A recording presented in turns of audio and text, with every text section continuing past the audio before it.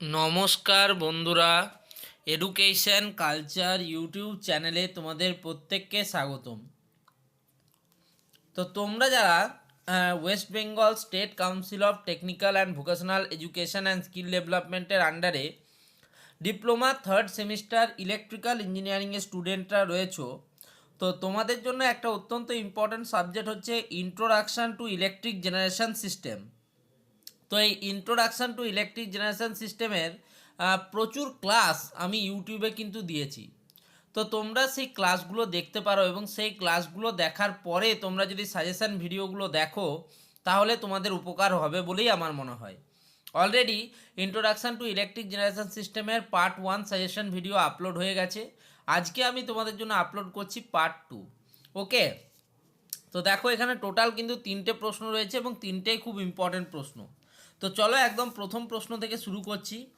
প্রথম প্রশ্নের দেখো দুটো পার্ট রয়েছে। তোমরা জানো যে তোমাদের এক্সামিনেশন, এক্সটার্নাল এক্সামিনেশন 60 মার্কসের হবে থিওরি এক্সাম, যেখানে 40 মার্কস থাকবে লার্জ অ্যান্সার টাইপ কোশ্চেনের জন্য এবং 20 মার্কস থাকবে তোমাদের এমসিকিউ উইথ এক্সপ্লেনেশনের জন্য, ঠিক আছে, বা সাপোর্টিং স্টেটমেন্টের জন্য, ঠিক আছে।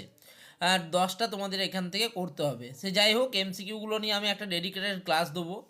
লার্জ অ্যান্সার টাইপ কোশ্চেনের ক্ষেত্রে তোমাদের বলি যে 8 নাম্বার করে তোমাকে 5টা প্রশ্নের উত্তর করতে হবে, 8 × 5 40 মার্কস। এবার আসি প্রথম প্রশ্ন। প্রথম প্রশ্নের দুটো পার্ট দেখতে পাচ্ছ। প্রথম পার্ট বলছে দেখো, briefly explain the working of large hydro power plant with the help of proper diagram or layout.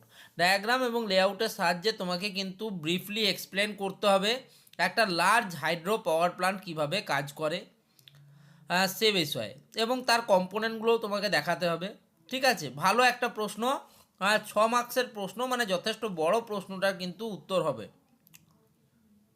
Next B পার্টটা দেখো, what is the function of pump storage plants. Pump storage যে plant থাকে তার functions কী রয়েছে, খুব important একটা প্রশ্ন, ভালো প্রশ্ন, 2 মার্কস রয়েছে, অর্থাৎ টোটাল এই পুরো প্রশ্নটার জন্য 8 মার্কস, 6 + 2 = 8। নেক্সট যাব 2 নম্বর প্রশ্নতে। 2 নম্বর প্রশ্নের আবার 3টে পার্ট।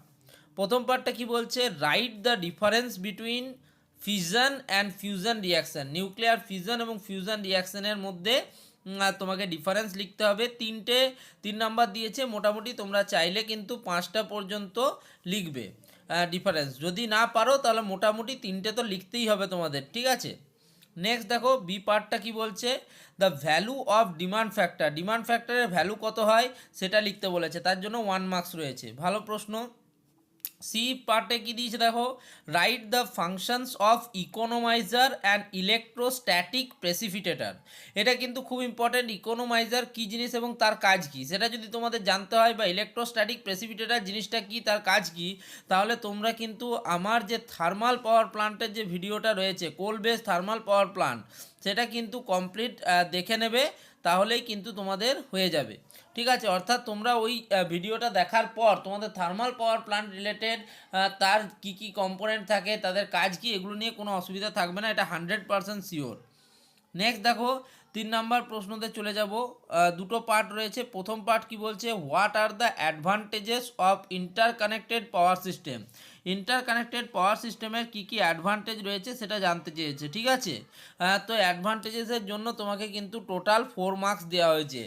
এটাও আমার নিজের ভিডিও রয়েছে, তোমরা দেখে নিতে পারো, যেখানে আমি কিন্তু ফুল তোমাদের introduction to electric generation system, ঠিক আছে, সেটা করিয়েছি। সেখানে unit 5 economics of power generation interconnected grid সিস্টেমের যে ভিডিওগুলো রয়েছে, তোমরা সেই ভিডিওগুলো দেখবে, এই প্রশ্নটার উত্তর সেখানে পেয়ে যাবে।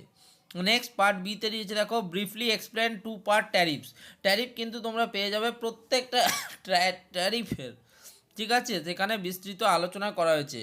Block rate tariff, flat rate tariff, 2 part tariff, 3 part tariff, প্রত্যেকটা আলাদা আলাদাভাবে ক্লাস নিয়ে আলোচনা করা হয়েছে, তোমরা সেটা দেখতে পারো। তো এই ভিডিওটা এখানেই শেষ করছি, ধন্যবাদ সকলকে।